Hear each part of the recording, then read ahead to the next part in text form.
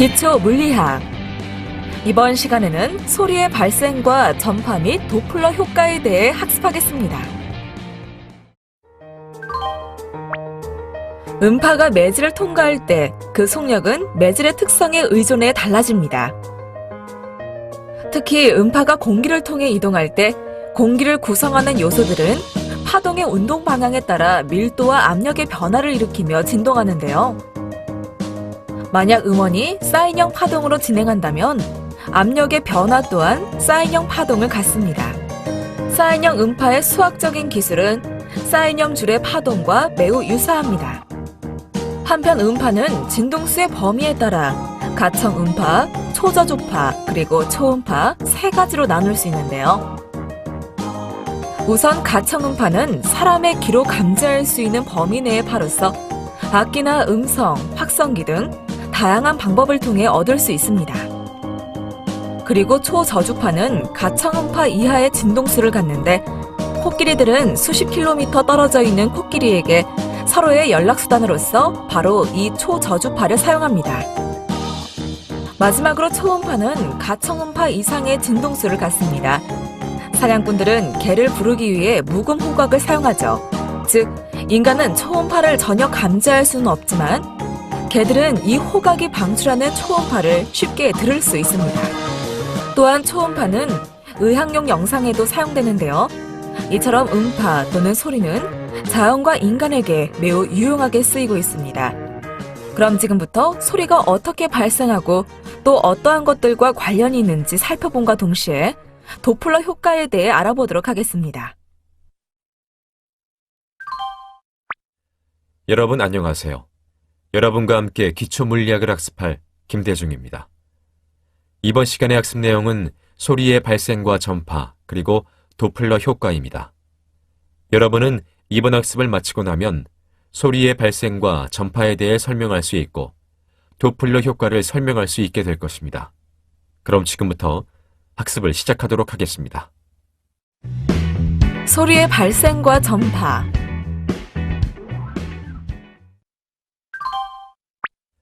지금부터 소리의 발생에 대해 알아보도록 하겠습니다. 먼저 어떤 물질 안에서 소리의 속력은 그것을 구성하는 원자나 분자들의 질량과 그들 사이의 힘에 따라 달라집니다. 이러한 소리의 속력은 일반적으로 고체가 액체와 기체 안에서보다 빠른데요. 그 이유는 고체 안의 원자들과 분자들 사이의 힘이 매우 강하기 때문입니다. 또 소리가 기체 또는 액체 안에서 생기느냐 아니면 고체 안에서 생기느냐에 따라 달라집니다. 가령 기체와 액체 안에서의 소리는 종파인 반면에 고체 안에서의 소리는 종파 또는 횡파가 될 수 있습니다. 따라서 소리는 떨고 있는 모든 것에 의해 발생하여 그 이웃에 있는 공기 분자들을 떨게 합니다. 다음의 그림을 살펴볼까요? 이 그림은 떨고 있는 소리 굽새에서 방출되는 음파를 나타낸 것입니다. 여기서 어두운 부분은 물론 볼 수는 없지만 공기 분자를 나타내는데요. 실온에서 이들 압축과 팽창은 대략 344m/s의 속도로 진행합니다. 그리고 각각의 압축에서 공기 분자들이 서로 가깝게 몰려있기 때문에 공기 압력은 보통의 대기압보다 높습니다. 마찬가지로 각 팽창에서의 압력은 대기압보다 낮은데요. 한편 우리의 귀가 감지하고 소리로 느끼는 것은 결국 미세한 압력의 변동입니다. 고막은 압력 변화에 반응하는 유연한 얇은 막입니다. 빠른 승강기를 탔을 때 여러분 귀가 튀어나갈 것처럼 멍해진 경험이 있으시죠? 바로 이러한 이유에서인데요. 다시 말해 음파의 진동 압력은 고막이 들락거리며 떨리게 합니다. 다시 말하자면 주목할 만한 일련의 신체 기관들이 이러한 고막의 진동을 소리로 인식하는 전기 신호로 바꾸어서 신경계통을 통해 뇌로 보내주는 것이죠. 이번에는 음파의 파형을 알아보죠. 음파의 파형은 음파에 의해 생기는 공기의 압력의 요동에 대한 그래프입니다. 특히 소리의 파형을 보여주기 위한 가장 쉬운 방법은 마이크를 오실로스코프에 연결하는 것인데요. 참고로 오실로스코프는 종종 텔레비전의 병원 장면에서 심장 박동을 표시할 때 볼 수 있는 전자장치를 말합니다. 이러한 파형은 소리의 분류와 관련이 있습니다. 즉, 파형은 소리를 순음과 복합음, 잡음으로 분류하죠.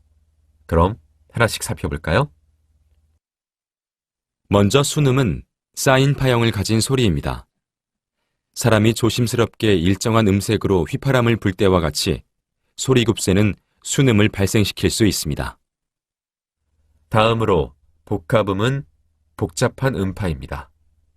그림을 보면 알 수 있듯이 복합음의 파형은 반복되기는 하지만 쌓인 모양은 아닌데요.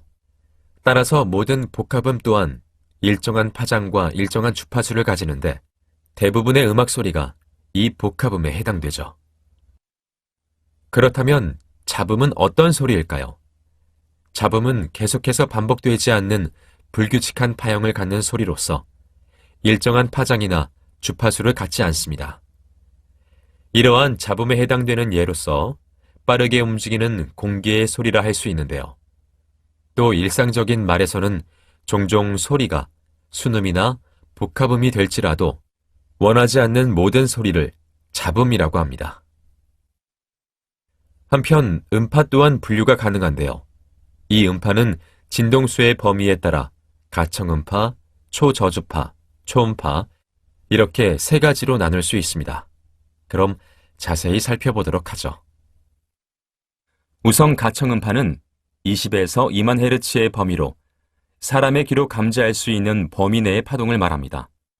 이러한 가청음파들은 악기와 음성, 확성기 등 다양한 방법으로 얻을 수 있습니다.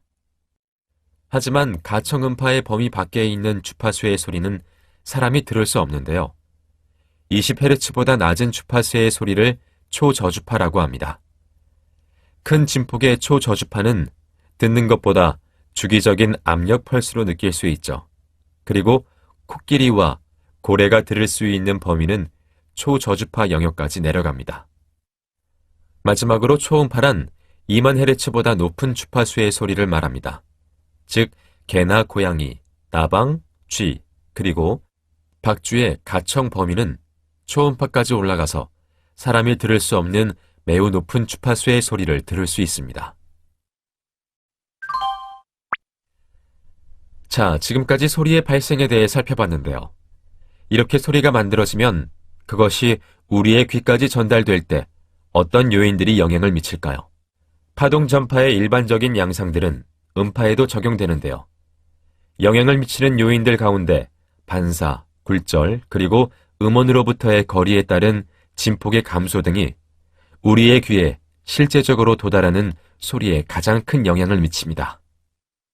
가장 간단한 경우는 텅 빈 들판에서 이야기하는 사람과 같이 열린 공간 안에 있는 단일 음원입니다. 소리는 3차원으로 전파하고 파면이 퍼짐에 따라서 진폭은 감소합니다. 특히 진폭은 음원으로부터의 거리에 반비례하는데요. 즉, 일정한 음원에서 거리가 2배 멀어지면 소리의 진폭은 2분의 1로 줄어드는 것처럼 음원으로부터 멀어지면 소리는 작아집니다. 소리의 전파는 방과 같이 둘러싸인 공간에서는 더욱 복잡하게 나타납니다.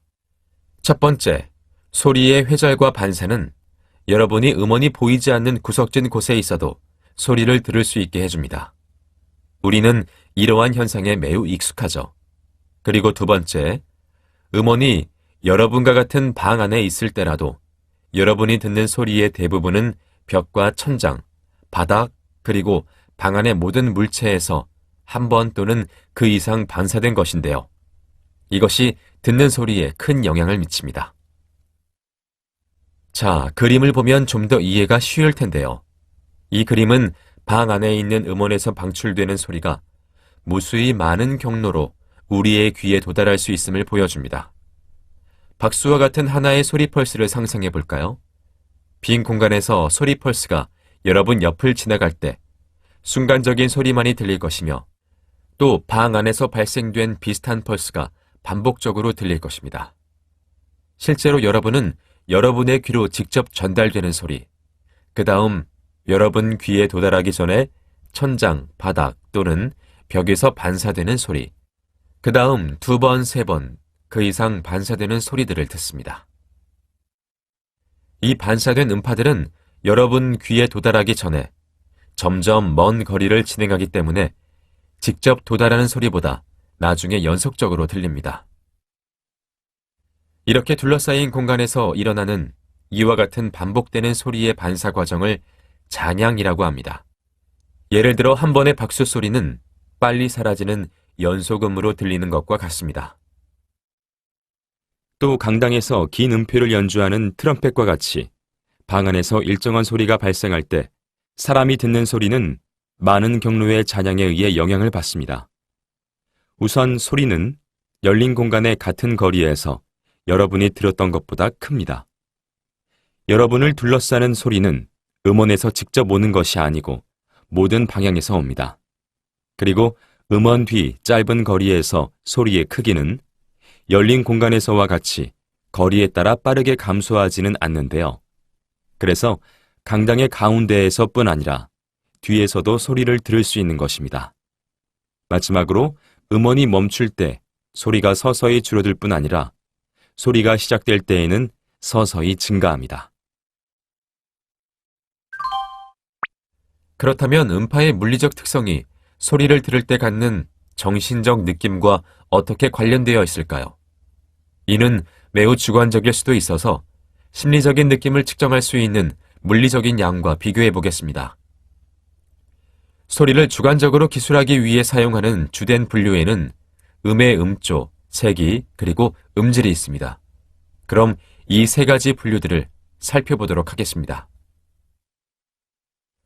먼저 소리의 음조는 높음 또는 낮음의 인식입니다. 예를 들어 소프라노 가수의 목소리는 높은 음조를 갖고 베이스 가수의 목소리는 낮은 음조를 갖다고 설명할 수 있는데요. 이러한 소리의 음조는 주로 음파의 주파수에 영향을 받습니다. 세 개의 분류 가운데 가장 정확하게, 특히 잘 훈련된 음악인들이 잘 구별하는 것은 아마도 음조일 텐데요. 음조는 거의 완벽하게 음파의 주파수에 의해 좌우됩니다. 즉, 주파수가 높을수록 음조는 높아지는 것입니다. 반면에 잡음은 정확한 주파수가 없기 때문에 정확한 음조를 갖지 않습니다. 따라서 음조는 거의 모든 음악에 있어서 핵심적입니다. 그리고 음계는 매우 많은 계산의 결과이죠. 그럼 소리의 세계는 어떨까요? 소리의 세계는 매우 자명한데요. 소리의 세계에 따라 매우 조용한 소리들과 귀에 고통을 줄 정도로 매우 큰 소리들, 그리고 중간 정도의 센 소리들을 구별할 수 있죠. 이 소리의 세계는 주로 음파의 진폭에 의해 결정됩니다. 또 소리의 크기를 나타내는 특별하게 정의된 물리적인 양이 있는데요. 바로 음압 수준 또는 간단히 음량입니다. 이는 진폭과 인식된 크기를 연관시키는데 보다 편리합니다. 우리가 보통 노출되어 있는 소리의 범위는 0데시벨에서 약 120데시벨까지입니다. 참고로 데시벨은 음량의 표준 단위입니다. 그리고 이상적인 조건에서 들을 수 있는 가장 작은 소리의 음량은 바로 0데시벨인데요. 이것을 듣기 문턱이라고 합니다. 반면에 120데시벨의 음량을 고통 문턱이라고 하는데, 이렇게 높은 음량은 귀에 고통을 주고 즉각적인 상처를 초래합니다. 마지막으로 소리의 음질은 두 개의 소리가 같은 음조와 크기를 가지고 있어도 그것들을 구별하는 데 사용됩니다. 소리의 음질 또는 음색으로 표현하기도 하는데요. 이는 주로 음파의 파형에 따라 달라집니다. 만약 두 개의 소리가 다른 파형을 갖는다면 우리는 보통 다른 음질로 인식한다는 것이죠. 예를 들어 바이올린으로 연주하는 음은 플루트로 연주하는 음과 같이 들리지 않는 것과 같습니다. 그리고 음질에 영향을 주는 가장 간단한 파형은 순음의 것, 즉 사인 곡선입니다. 순음은 너무 크거나 높은 음조를 갖지 않는 한 부드럽고 기분 좋은 음질을 가지고 있는데요. 거의 사인형의 파형들을 가진 복합음은 같은 특성을 공유합니다. 또 주파수와 음량과는 다르게 파형은 하나의 수치적인 값으로 표현할 수 없다는 것이 특징입니다. 도플러 효과.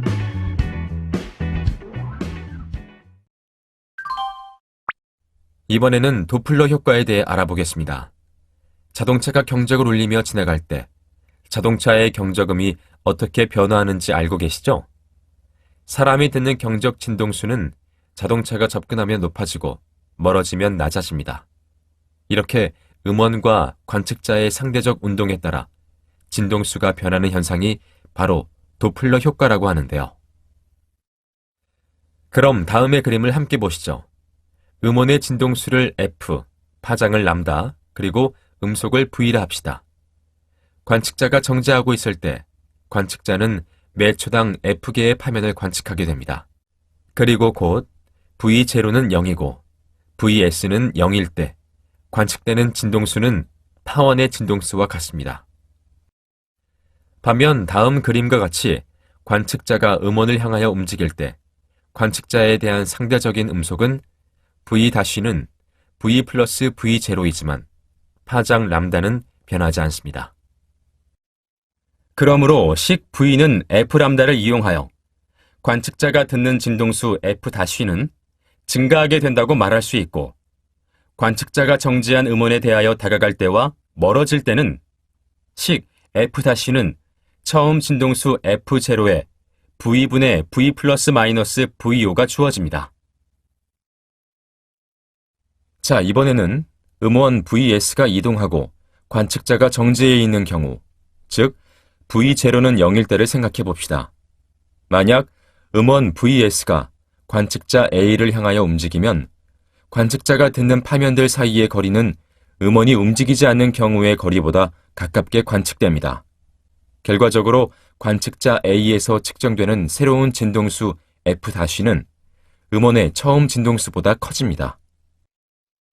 그러므로 식 V는 F-를 이용하여 관측자가 듣는 진동수 F-는 증가하게 된다고 말할 수 있고, 음원 VS가 정지한 관측자 A에 대하여 다가갈 때와 멀어질 때는 다음과 같이 식 F-는 처음 진동수 F0에 V- 플러스 VS분의 V가 주어집니다.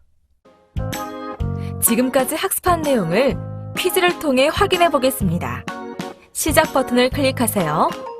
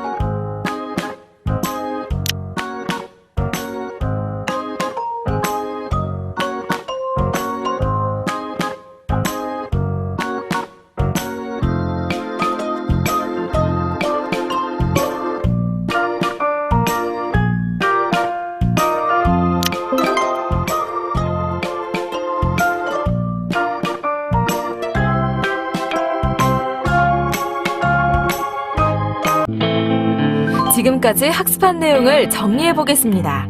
학습을 상기하면서 내용을 확인하세요.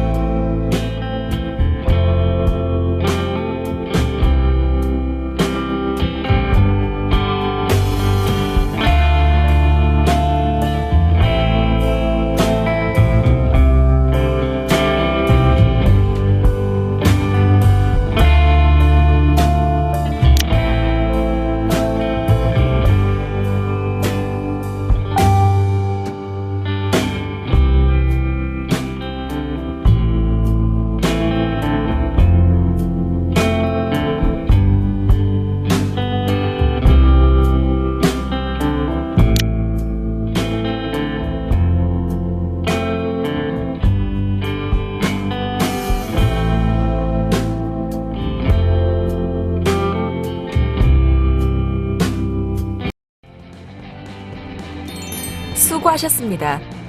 이것으로 소리의 발생과 전파 및 도플러 효과에 대한 학습을 마치겠습니다. 다음 시간에는 전하와 전기력 그리고 전기장에 대해 학습하겠습니다.